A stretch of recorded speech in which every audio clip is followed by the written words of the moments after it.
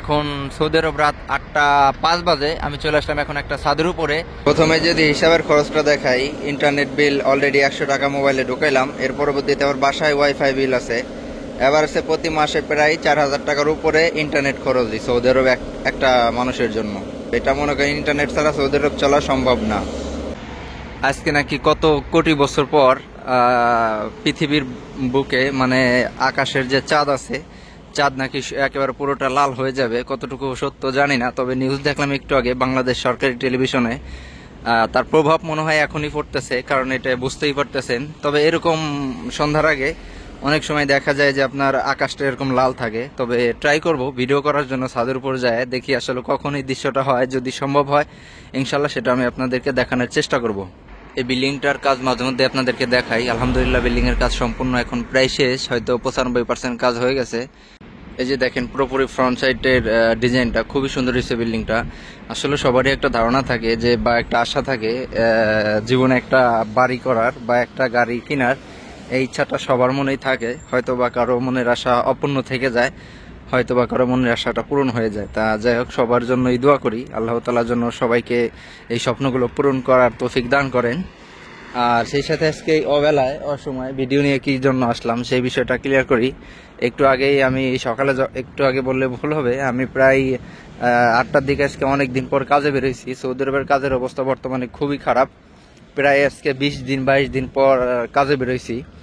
আর আপনাদেরকে এই খরচের হিসাবটা কেন দিব, যারা বাংলাদেশ থেকে নতুন করে সৌদি আরব আসতে চান অথবা যারা নতুন আসার চিন্তা ভাবনা করতেছেন, তারা সৌদি আরবের সম্পর্কে খরচটা জেনে যাওয়ার পরবর্তীতে আপনার মাথা থেকে ভূত চলে যাবে যে সৌদি আরব গেলেই 1 লক্ষ টাকা ইনকাম, গেলেই 50,000 টাকা ইনকাম, কত টাকা টোটাল কাজের হিসাব বাদে থাকবে সেই একটা ধারণা আপনাদের হয়ে যাবে।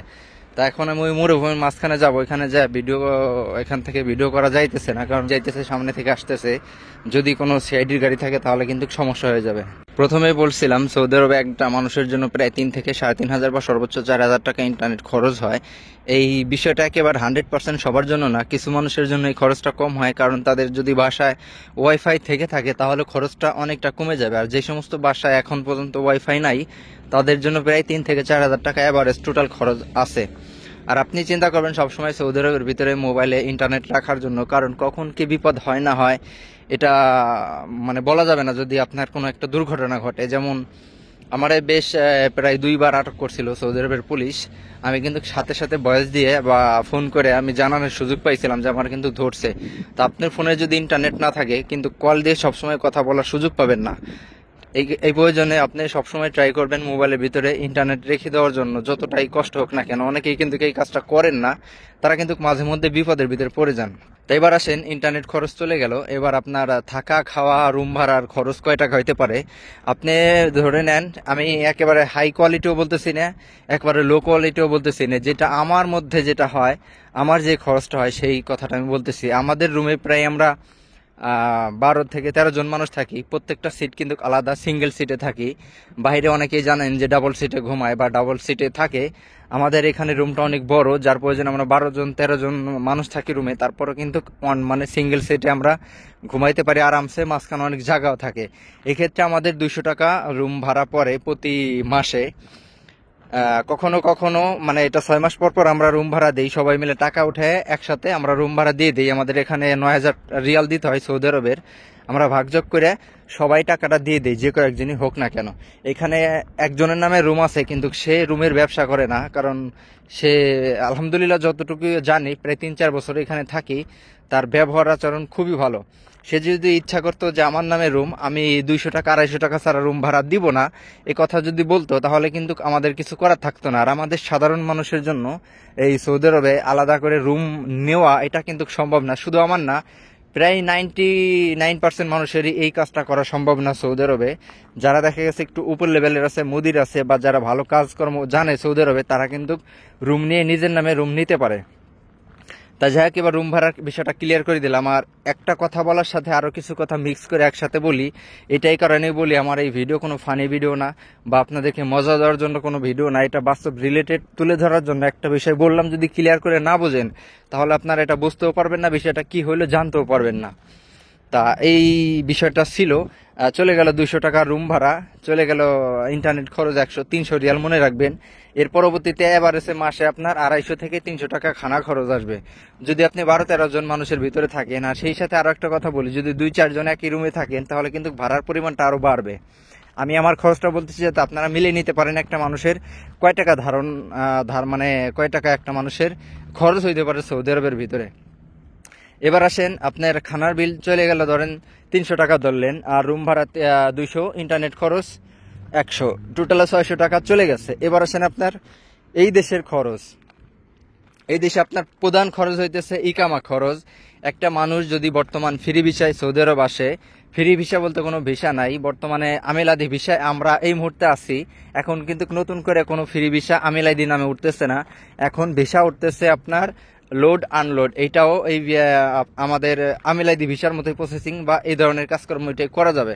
আর আমাদের যে ভিসাটা আছে আমিল আদি ভিসা, এই ভিসাটা বর্তমানে সৌদিদের জন্য, এটা মানে তাদের জন্য করে দিতেছে। তা যাই হোক, এভারেজে যদি আপনি লোড আনলোড ভিসা আসেন, একেবারে সর্বনিম্ন হইলে পারে আপনি যদি ছোট মুয়াসাসায় থাকেন তাহলে একেবারে 7,000 টাকা আপনার খরচ হবে। আবার যখন আপনি একটু পুরাতন হবেন, 2-3 বছর চলে যাবে, তখন কিন্তু খরচটা আরো বেড়ে যাবে, কারণ সৌদিরা অনেক সময় ফায়দার টাকা একটু বেশি দাবি করে, বিভিন্ন রকমের আবিজাবি এটা ওটা দিয়ে আপনার এভারেজে ধরে নেন প্রতি বছরে আপনার 10 থেকে 12,000 রিয়াল খরচ হবে। তা প্রতি বছরে যদি আপনার 10 থেকে 12,000 রিয়াল খরচ হয়, 12,000 বাদ দেন, আমি এটা এভারেজ টোটাল হিসাব আপনাদেরকে দিয়ে দেই। আপনি ধরেন যে প্রতি বছরে আপনার 8,000 টাকা ইকামা খরচ। এবার 8,000 দিয়ে সুন্দর করে ভাগ দিয়ে দেখেন যে প্রতি মাসে আপনার জন্য কয় টাকা রাখতে হবে। এভারেজে প্রায় 700 থেকে 800 টাকা প্রতি মাসে আপনার জন্য ইকামা খরচের জন্য রেখে দিতে হবে।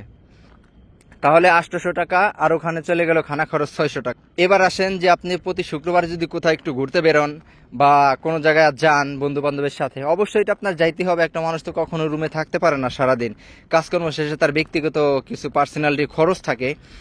এবার ওই খরচটা আপনি ধরেন এভারেজে মাসে আপনি 100 টাকা বা 200 টাকা, 100 টাকা হয় না, 200 টাকা ধরে নেন, তাহলে আপনার কত টাকা হইলো টোটালে? ওইখানে 600-800, 1400 টাকা হয়। সেই সাথে যদি পকেট খরচে 200 টাকা যোগ দেন তাহলে 1600 টাকা এভারেজে আপনার সৌদি আরবের খরচ। শুধুমাত্র সৌদি আরবের খরচের কথা আমি বলতেছি, 1600 টাকা টোটাল আইছে। 1400, 200, 1600, আপনি সবকিছু বাদ দেন, 1500 টাকা ধরেন, চিপাই চাপাই যদি চলেন 100 টাকা বাঁচাইলেন। এভারেজে প্রতি মাসে আপনার প্রায় 1500 টাকা খরচ আছে। যারা ফ্রি ভিসায়, কথিত ফ্রি ভিসায় যারা কাজ করবেন সৌদি আরবে, 1500 টাকায় বর্তমানে প্রায় 50,000 টাকা আসে। 50,000 টাকা প্রায় চলে আসে, 2,000-3,000 টাকা কম থাকে। তাহলে আপনি যখন ফ্রি ভিসায় সৌদি আরবে কাজ করবেন, যদি আপনার 50,000 টাকা খরচ থাকে সৌদি আরবে, মিনিমাম কত ইনকাম করতে হবে? আপনাকে প্রায় 1 লক্ষ টাকা ইনকাম করতে হবে, বা সর্বনিম্ন হলে 70 থেকে 80,000 টাকা আপনার ইনকাম করতেই হবে, তা না হলে আপনি চলতে পারবেন না। 80,000 টাকা ইনকাম করলে যদি 50,000 টাকা সৌদি আরবে খরচ লেগে যায়, বাকি থাকে 30,000 টাকা। ওইখান থেকেও আপনার বাংলাদেশে হয়তো মা বাবার খরচ আছে, অনেকের ফ্যামিলি থাকে, তাদের খরচ অন্তত 10,000 রিয়াল, 10,000 টাকা দিতে হবে। যাই হোক, এই মুহূর্তে আজান দিয়ে দিছে, আমি আপনাদের বাকি কথাগুলো আজানের পরবর্তীতে বলতেছি। আলহামদুলিল্লাহ, আজান শেষ হয়ে গেছে। সৌদি আরবের প্রত্যেকটা মসজিদের ভিতরে 1 থেকে 5 মিনিটের ভিতরে বা সর্বোচ্চ 10 মিনিটের ভিতরে আজান কিন্তু কমপ্লিট হয়ে যায়। এই জিনিসটা খুবই ভালো। আমরা যখন গ্রামে থাকি, বেশিরভাগ গ্রামে এক এক মসজিদে এক এক সময় কিন্তু আজান দেয়। বিশেষ করে জোহরের আজান যখন দেয়, কেউ দেয় 12টায়, কেউ দেয় 1টায়, কেউ দেয় 2টায়। এটা খুবই একটা খারাপ সিচুয়েশন। যাই হোক, যে কথাটা বলতেছিলাম, আপনার যদি বৈধতাভাবে থাকেন, এই সিস্টেমের টাকাটা আপনার খরচ হবেই বাধ্যতামূলক, এতে কোনো রকম উল্টাপাল্টা হওয়ার কোনো সুযোগ নাই। এবার আসেন, যদি আপনি চিন্তা করেন 2-4-5 বছর সৌদি আরব থাকবো, বৈধ অবৈধ বুঝি না, একটানা থাকবো, পরবর্তীতে চলে আসবো, এইরকম একটা ধান্দা যদি আপনার ভিতরে থাকে, তাহলে ওই ইকামা খরচটা প্রতি মাসে আপনার খরচ হবে না। এবার আছে, দেখা গেছে যে আপনি প্রায় 30,000 টাকার মতো সেভ করতে পারবেন যদি আপনি অবৈধ হয়ে যান এই সৌদি আরবে আসার পরবর্তীতে। তবে অবৈধ হয়ে গেলে আপনি যে পরিমাণ টাকা ইনকাম করতে পারবেন, তার থেকে যদি আপনি বৈধ পথে থাকেন, ইনকামটা অনেক বেশি করতে পারবেন। যেমন আপনি যখন আমিলাদি ভিসায় থাকবেন, তখন আপনি কিন্তু চেষ্টা করবেন 1 ঘন্টাও না বসে থাকার জন্য। সবসময় কিন্তু ট্রাই করবেন কিভাবে আমি 10 টাকা ইনকাম করতে পারি। কথাটা সুন্দরভাবে মনে রাখবেন। আপনি যখন অবৈধ হয়ে যাবেন তখন কিন্তু চাইলে আপনি আপনার মনের মতো কাজ করতে পারবেন না, চাইলে যে কোনো জায়গায় যাইতে পারবেন না, ইচ্ছা করলে যে কোনো কিছু করতে পারবেন না, দেশেও যাইতে পারবেন না। এমনকি আল্লাহ না করুক কোনো একটা আপদ বিপদ হইলে দেশে কেউ যদি আত্মীয় স্বজন বা মা বাপ যদি ইন্তেকাল করে তাও কিন্তু আপনি দেশে যাইতে পারবেন না ইমার্জেন্সি ভাবে। এমনকি বর্তমান সময়ে অবৈধ হয়ে গেলে কিন্তু সৌদি আরব থেকে আপনাকে চলে যেতে হবে, এমনকি আপনার উপর একটা মামলা চলে আসবে, অর্থাৎ আপনার জরিমানাও চলে আসতে পারে। বর্তমান সময়ের কথা বলতেছি, আগে যা হবার হয়ে গেছে। বর্তমান আইন কারণ খুবই কড়া, খুবই ঝামেলা। তা যাই হোক, এবার একটা ধারণা পেয়ে গেলেন যে সৌদি আরবে টোটাল কত টাকা খরচ হবে, বাদ বাকি যত টাকা ইনকাম করতে পারেন যেভাবে পারেন সেটা আপনার থাকবে, কিন্তু বৈধ পথে ইনকাম করতে হবে, বৈধভাবে থাকতে হবে। বর্তমান সময় সৌদি আরবে এতটা ডেঞ্জারাস সময় চলতেছে, অবৈধভাবে কোনো রকম কাজ করার সুযোগ নাই, কোনোভাবেই অবৈধভাবে চলার কোনো সিস্টেম নাই।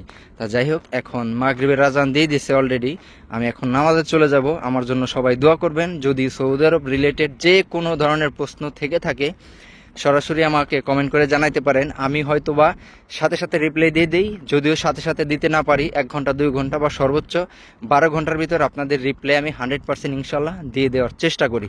যে বিষয়টা আপনাদেরকে দেখাতে চাইছিলাম, ভিডিওর প্রথমেই বলছিলাম, দেখেন আজকে বাংলাদেশ টাইম এই মুহূর্তে ঠিক 9টা 20 বাজে। যদিও আসলে টেলিভিশনে খবর দেখাইছিল যে 9টা 20-এর সময় বা 9টার দিকে পুরো চাঁদটা কিন্তু লাল হয়ে যাবে। তার বাস্তব নমুনা এখন পাওয়া যাইতেছে। সৌদি আরবে এই মুহূর্তে 6টা 20 বাজে। আমি যদি পুরোপুরি জুম করে আপনাদেরকে একটু দেখাই, দেখেন স্যামসাং S24 আলট্রা দিয়ে ভিডিও করতেছে এই মুহূর্তে। প্রায় আমি এই মুহূর্তে 20x দিয়ে ভিডিও করতেছি। যতটুকু দেখা যাইতেছে জানি না কতটুকু ক্লিয়ার আসতেছে, তবে আমি ছবি তুলেও এখানে দেখাবো। ছবি তুললে এর চেয়ে অনেক বেশি ক্লিয়ার হবে। এখন সরাসরি দেখেন একেবারে পুরোপুরি চাঁদটা কিন্তু লাল হয়ে আছে,